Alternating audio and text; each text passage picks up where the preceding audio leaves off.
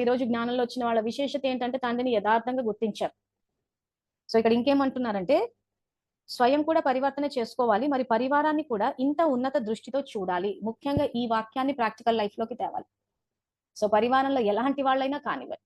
ఉన్నత దృష్టి అంటే వీళ్ళు శ్రేష్ఠాత్మలు అని మనం గనక ఆలోచిస్తే మన ఆత్మలో కరెక్ట్ రికార్డింగ్ జరుగుతుంది. సో మనం అందరినీ ఉన్నత శ్రేష్ఠ ఆత్మలుగా చూస్తున్నాం కాబట్టి మన జన్మలు శ్రేష్ఠ ఆత్మలో ఉంటాయి. సో ఇప్పుడు ఈ జూమ్ ద్వారా మనం ఏదైతే పరివారం గురించి తెలుసుకున్నామో ముఖ్యంగా ప్రకాష్ మణి దాద్యాన్ కంపెనీ అక్కడి నుంచి చూసుకుంటూ వచ్చాం. సో వాళ్ళందరూ ఏమేం చేశారా అని కూడా తెలుసుకున్నాం. కానీ వాళ్ళు శ్రేష్ఠ ఆత్మలు అన్నదే మన రికార్డింగ్ లోకి రావాలి. ఒక అండర్స్టాండింగ్ కోసము ఎక్కడ డ్రామా రాంగ్ డైరెక్షన్ లో వెళ్ళింది, మనము తప్పుడు మార్గాల్లోకి వెళ్లకుండా బాబా దేహ జ్ఞానాన్ని పాటించడం అని కాకుండా ఏది అసలు జ్ఞానమా అని తెలుసుకోవడానికి అవేర్నెస్ కోసము అండర్స్టాండింగ్ కోసము ప్రహ్లాదుడి సినిమా వేసుకుని చూసుకున్నాం.